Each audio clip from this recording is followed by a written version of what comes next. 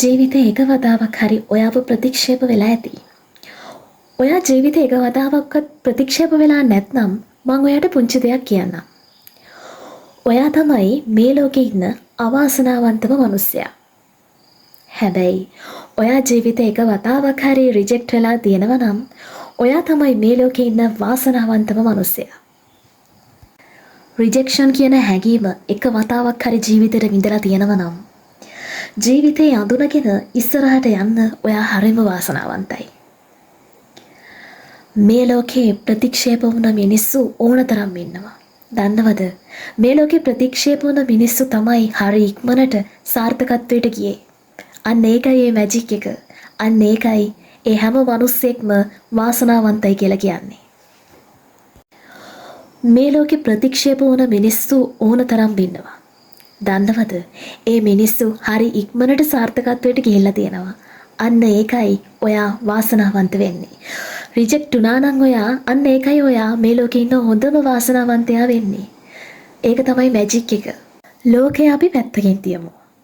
මම කතා කරන්නම් ඔබට සමීප උදාහරණයක් ගැන. එච්.ආර්. ජෝතිපාල. මේ දවටත් ඔබ ආදරය කරනවා ඇති. මේ අපූර්ව ගායකයා ජීවිතය තුළ ප්‍රතික්ෂේප වුණ වාර ගණන අනන්තයි. උදාහරණ විදියට පොඩි පුතා චිත්‍රපටයේ පසුබිම් ගායකයා විදියට මොහු ඉදිරිපත් වෙනවා. මොහු රිජෙක්ට් වෙනවා. මොහු කඩන් වැටුනේ නැහැ. මොහු පළවෙනි පාරම රිජෙක්ට් වෙනවා. මොහු නැවතත් උත්සාහ කරනවා. මොහුට දෙවනි වතාවේ අවස්ථාවක් ලැබෙනවා චිත්‍රපටයක පසුබිම් ගායනයක් සඳහා ඉන්දියාවට යාමට. මෙහිදී මොහුට පළ නොකිය පලා බෙදෙනවා වගේ සිදුවීමක් සිද්ධ වෙනවා. මොහු ගුවන් ටිකට් පතක් ලබා ගැනීම පිළිබඳව දැනගෙන ඉන්නේ නැහැ. මෙහිදී ඒ පිළිබඳව ඔහු දැනුවත් කරන්නෙත් නැහැ. ඉතින් මේ කාරණය හින්දා ඔහුට මෙම ගමන යාමට නොහැකි වෙනවා. හිතින් කඩා වැටුනේ නැහැ. මොහු නැවත උත්සාහ කරනවා. තුන්වෙනි අවස්ථාවේදී මොහුට තවත් අවස්ථාවක් ලැබෙනවා පසුබිම් ගායකයෙකු විදියට චිත්‍රපටයකට දායක වෙන්න. ඒ පෙරක දෝරු බෑනා කියන චිත්‍රපටයේ. පසුව මෙම චිත්‍රපටයේ පසුබිම් ගායකයාව නාට්‍ය අධ්‍යක්ෂකවරයා විසින් හදිසියේ වෙනස් කරනු ලබනවා. මෙහිදීත් ඔහුව රිජෙක්ට් වෙනවා. අද වෙනකොට සංගීත ලෝකයේ අමරණීය ගායකයෙක් විදිහට පිදුම් ලබන මොහු ජීවිතයේ මේ විදිහට ප්‍රතික්ෂේප වුණා කියලා ඔබ හිතන්නවත් නැතුව ඇති. සැමියා විසින් අතහැරලා දාපු එක තනි වුණු ගැහණියක් තමන්ගේ එකම දරුවව ජීවත් කරවන්න පත්තරවලට සුරංගනා කතා ලියනවා. මේ හැම පත්තරයකින්ම ඇගේ සුරංගනා කතාව රිජෙක්ට් වෙනවා. කොපි ෂොප් ගානේ අය වැඩ කරනවා. තමන්ගේ දරුවත් ළඟ තියාගෙන මම කල්පනා කරනවා පොතක් ලියන්න. ඇය හෙමින් පොත ලියනවා. මේ පොතත් අරගෙන ඇය ප්‍රකාශන ආයතන වෙත යනවා. ප්‍රකාශන ආයතන 12කින්ම මේ පොත රිජෙක්ට් වෙනවා.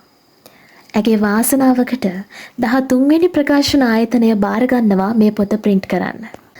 මිලියන ගාණක් හිත්වල මායාලෝකයේ ෆැන්ටසිය නිර්මාණය කරපු ඒ අපූර්ව ලේඛිකාව ජේ.කේ. රෝලින් ඇය එදා ලිව්වේ හැරි පොටර් කෘතිය. ඉතින් අද ලෝකේ පාඨක හිත්වල තාමත් අපූර්වට වැජබෙන කෘතියක් බවට මේ කෘතියපත් වෙලා තියෙනවා.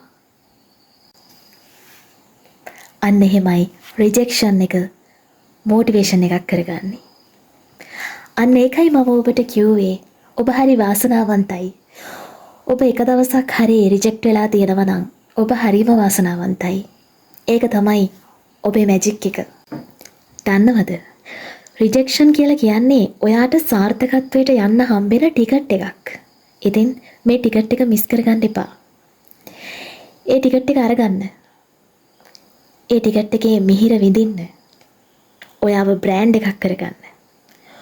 ඔයාව රිජෙක්ට් කරපු මිනිස්සු ඔයාව හොයාගෙන එනකල්ම ඔයා වැඩ කරන්න. නවතින්න නැතුව වැඩ කරන්න. ජය වේවා.